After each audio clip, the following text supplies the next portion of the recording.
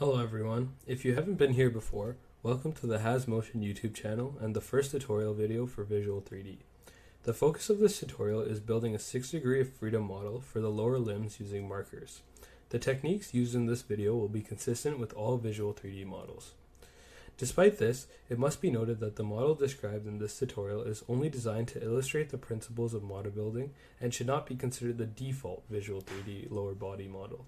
This video can be seen as more of an opportunity to learn the basics of building models. It is up to you, the user's discretion, on what model and marker set is most appropriate for your analysis. In general, there are 6 basic steps to performing an analysis of motion capture data in Visual 3D. This tutorial is the first tutorial of the list of typical processing session tutorials. So the first basic step is to create a model of your subject using a standing trowel and define the length segments, which we will be doing here. The second is to explore your movement trowels, associate them with your model. The third is to perform any signal and event processing required. The fourth is to define any biomechanical model-based calculations, so this includes joint angles, moments, powers, etc. The fifth is to generate the desired reports, and the sixth is, if desired, export data for statistical processing. In this tutorial specifically, we will be first loading a standing calibration trowel and then defining various segments to create a lower body gait model. A calibration file, also known as a standing/static trowel, is a short motion capture of the subject in a stationary pose. Marker positions are averaged automatically over all frames of the calibration file to compensate for noise in the data. A quick note: if the subject moved during the standing trowel, you can specify a subset of frames using the Modify Frame Range for Static Calibration command from the Model drop-down menu. So if you navigate to Visual 3D, click the Model drop-down menu, this command should be available here. Moving on, there are 2 different types of markers that you should know about when modeling segments. The first is the anatomical or calibration marker, which are placed at an anatomically relevant location. An example of this would be at a palpable bony landmark near segment endpoints. The second are tracking markers, which are placed at convenient locations for tracking segments. Now we can move on to the process of doing the tutorial. First, ensure that the version of Visual 3D downloaded is 3.0 or later. To do this, we can open Visual 3D and then go on Help, and then we can click on Check for Updates to see if our version is up to date. Then we can navigate back to the tutorial and then click on this link over here on the wiki tutorial page to download the sample data that will be used for this tutorial. The download includes a folder containing a calibration file and different dynamic trials. The download also contains the end result, which may be useful as a secondary resource for verifying your progress. Now we can launch Visual 3D again, and it will open this main workspace.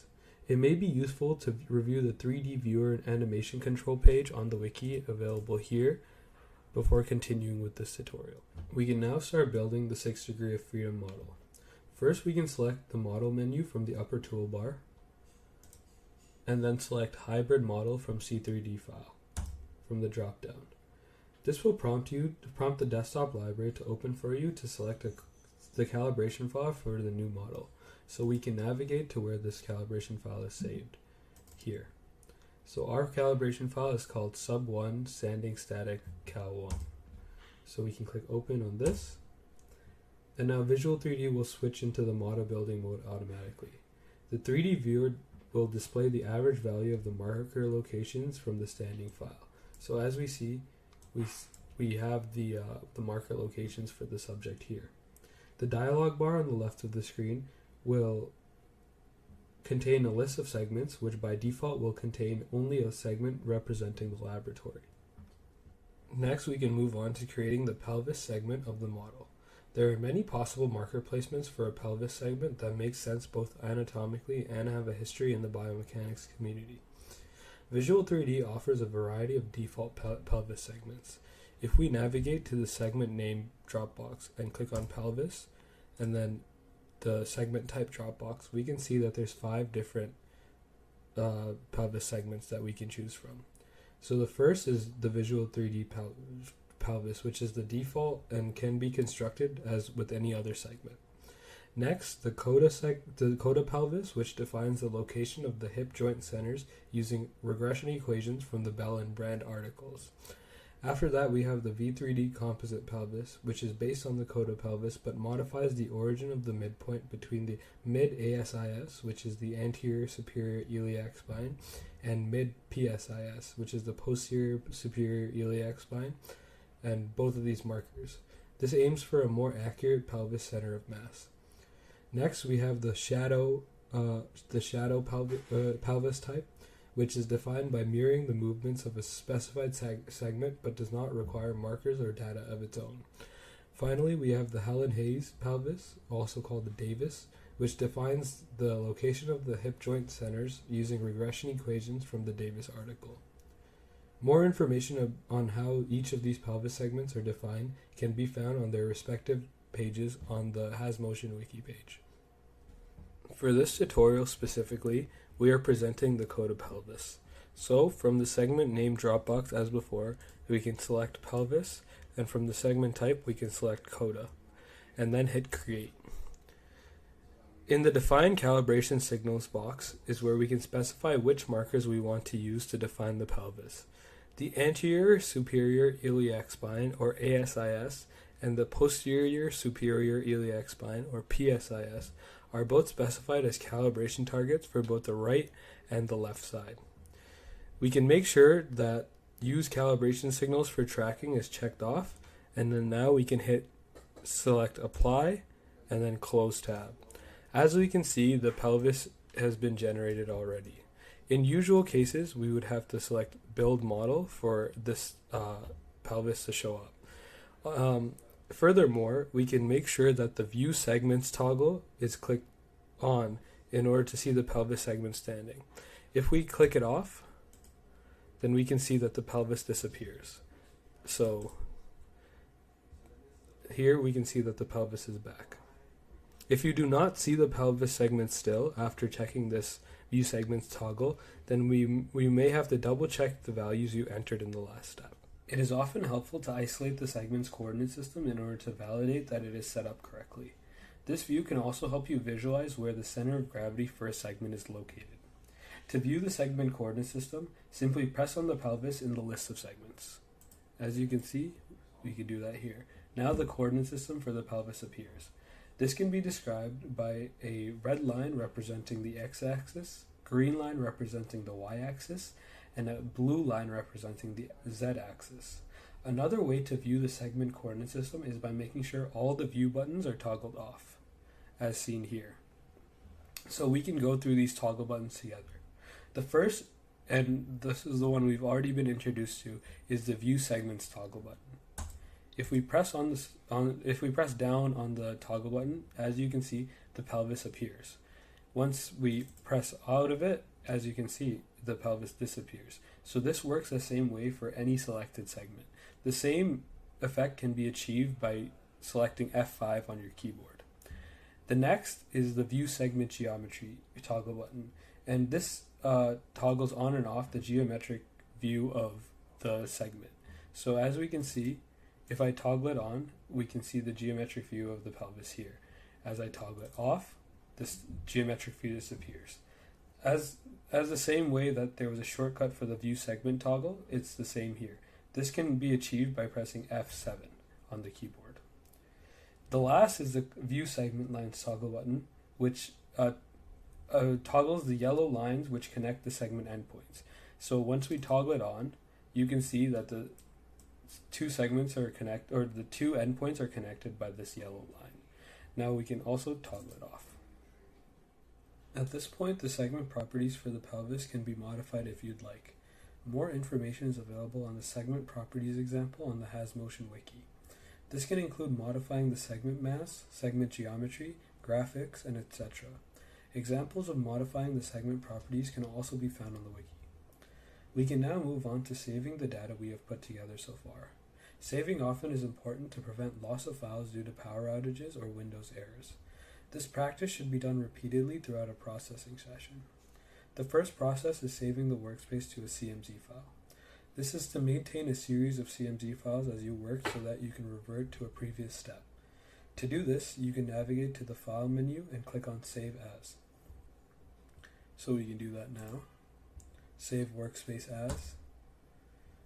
And then we can label our file My Tutorial 1, and this will save as a compressed workspace or CMZ file. And then we can save the model template. This will allow you to recreate the models using the same marker set. From the model menu, we can select model, the model drop down, and select Save Model Template. In the Save As dialog box, label your file tutorial, or first we actually can navigate to our chosen destination for this model template, and then we can name it tutorial model template, and this will save as a model file or .mdh. So now we can hit save. Now that the model template exists, you can use this template on other datasets that use the same marker set. We can now begin by defining the remaining segments. From the Segments tab, select right thigh in the segment name drop-down list. We can select right thigh, and then the segment type can remain as Visual 3D. Then we can hit Create. This prompts the program to open a new tab labeled right thigh. A Visual 3D segment requires you to define the proximal and distal joint and radius. Generally speaking, the proximal and distal ends both require at least one anatomical signal, which is a target or landmark, and a radius or two signals. The following values should be entered for this section. For the defined proximal joint and radius box, the lateral can be left as none, the joint center can be selected as right hip, and the medial can also be left as none. The radius should be defined as 0.5 times the distance, open bracket, right underscore hip, comma, left underscore hip. Then we can move on to the defined distal joint and radius box. The lateral can be defined as RFLE, which we can select. The joint center can be left as none, and the medial can be RFME. Select. Now we can select the tracking targets RTH1, RTH2, RTH3, and RTH4. So we can navigate to these here and then select each one. Now we can select Build Model, where a 3D image of the thigh will appear if the toggle is held down. As we can see this 3D image here. Now we can select Close tab. Next, we can move on to creating the right shank segment. The first step is to create a virtual knee joint center. We must first navigate to the Landmarks tab and click Add New Landmark. Now we can enter the following. For the name, we can name it right underscore knee, and then we can define the starting point as RFLE, and then we can select targets and or landmark, and then we can select the endpoint as RFME. Now we can make sure that the offset using the following axial offsets is selected, and we can enter the axial offset as 0.5.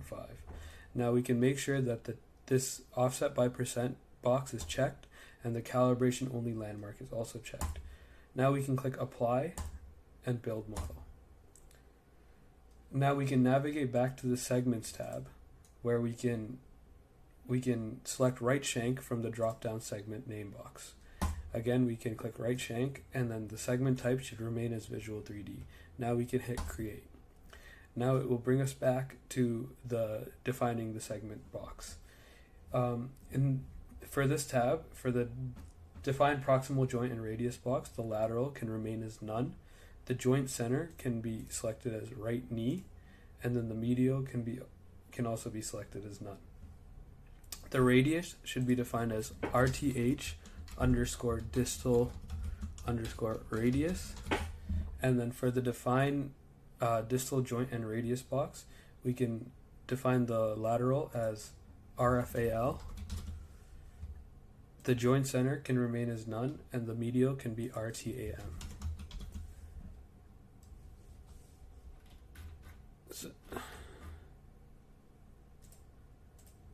And now we can select the following target tracking signals. It's RSHK1, RSHK2, RSHK3, and RSHK4. So we can navigate to find these signals and then select each of them. Then we can click Build Model and close the tab. We can see that the right shank has appeared here. Next, we can move on to creating the right foot segment. The first step is to create a virtual knee ankle joint center. So we can click on the Landmarks button and select Add New Landmark with the following information. So the name can be right_ankle, and the starting point will be RFAL, and then we can check off the targets and or landmarks checkbox, and the ending point will be RTAM. Now we can select the offset using the following axial offsets and set this number to 0.5, and then check off the offset by percent and calibration only landmark box. Then we can click Apply and Build Model. Now we can close this tab.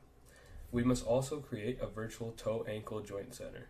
So again, we can select Add New Landmark, and then the name will be RTOE_FT. The starting point will be defined as RFCC, and again we're going to check off the targets and or landmarks checkbox, and then the endpoint will be R5MH. The lateral object will also be filled in for this landmark. It will be R1MH, and the project from option will also be filled in as RTOE. We do not have an offset in this case, and we will not check offset by percent. The only checkbox that will be checked for this specific landmark will be calibration only. So we can select that, click Apply and Build Model. Now we can close this tab as well. Now we can finally create the foot segment. So we can navigate back to the Segments tab and select right foot off of the segment name dropdown, and then click Create. So for the define proximal joint and radius box, we can define the lateral as none. The joint center will be right_ankle, and the medial will also be none. The radius in this case is going to be RSK_distal_radius. And for the define distal joint and radius box, we will do, or the lateral will also be none, and the joint center in this case will be RTOE_FT, and the medial will also be none. The radius in this case is 0.5 times the distance R1MH, comma R5MH, close bracket. Now we will have to fill in the extra target to define orientation box. In this case, the location will be lateral, and the next box we can fill in as R5MH. So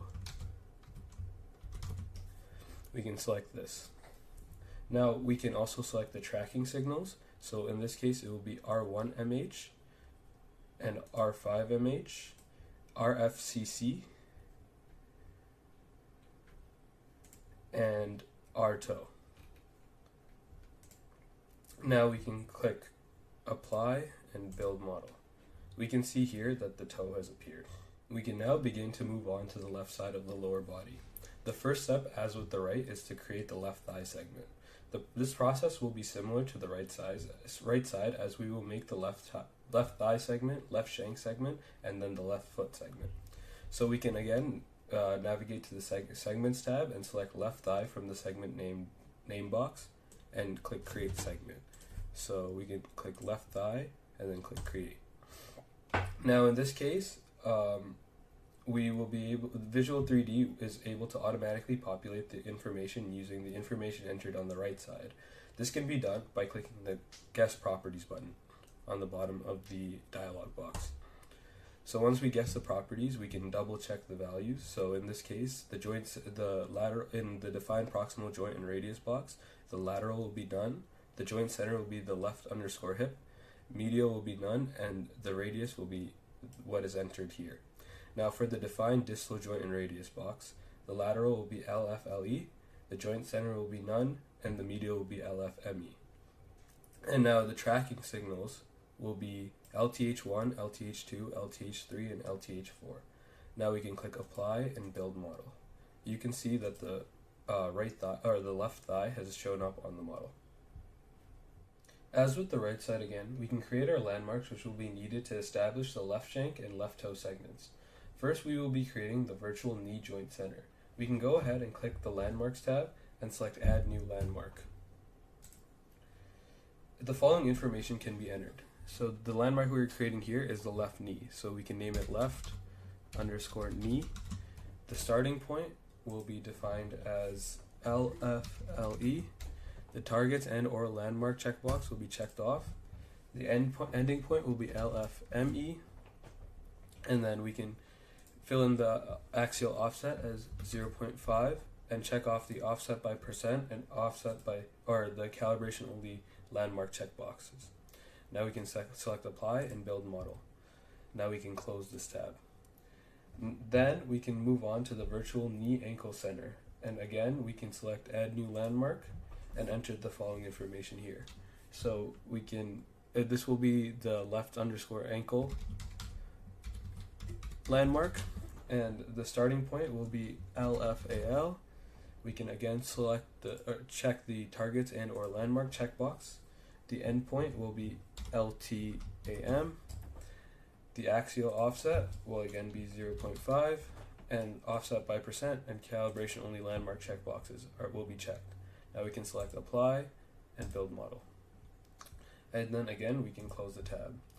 Finally, the virtual toe ankle center. So repeating the same process, we can select add new landmark and type in LTOE_FT.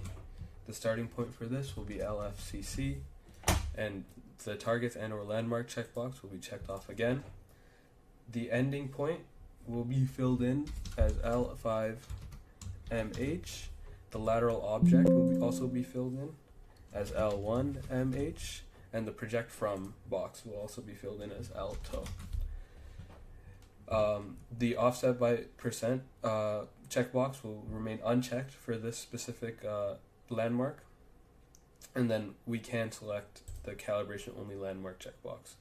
Again, we select apply and build model. Now we can close this tab. Now we are able to define segments using the landmarks built. So we can navigate again to the segments tab and select left shank in the segment name drop box. And then we can again click create. As with the left thigh, we can click the guest properties button for the boxes to automatically be filled in. Just to double check, in this case, in the defined proximal joint and radius box, the lateral will be filled in as none, joint center will be left_knee, medial will be none, and the radius will be LTH_distal_radius. For the defined distal joint and radius box, the lateral will be LFAL, the joint center will be filled in as none, the medial will be LTAM, and for the tracking targets, we can fill in LSHK1, LSHK2, LSHK3, and LSHK4. Now we can select apply and build model. Now we can close the tab. As you can see, the left shank has appeared on our model. Finally, we can define the left foot segment to finish off our lower body model. We can repeat the steps of navigating to the segments tab and then selecting left foot from the segment name drop box. Now we can hit create. Again, we can select guest properties in order for Visual 3D to automatically fill out the values for us. Then we can also fill in lateral for the location for the extra target to define orientation box. And we could double check the values with the following. So for the defined proximal joint and radius box, the lateral will be none, the joint center will be left_ankle, the medial will be none, and the radius will be defined as LSK_distal_radius. For the defined distal joint and radius box, the lateral will remain as none, the joint center will be LTO_FT, and the medial will also be none. The radius in this case will be defined as 0.5 times the distance between L1MH and L5MH. As we said before, the extra target to define orientation box will be filled out in this situation, and the location will be lateral at L5MH. Then the tracking targets we've selected will be L1MH, L5MH, LFCC, and LTOW. Now we can click Apply and Build Model, and then we can close the tab before proceeding. Once all segments have been defined, we can click on Build Model one last time. Then we can navigate to the File menu and click on Save Workspace, and then navigate to the Model menu and click on Save Model Template. We can name this tutorial _ final model template, and this will save as a model file or MDH. We can click Save. Thank you for watching.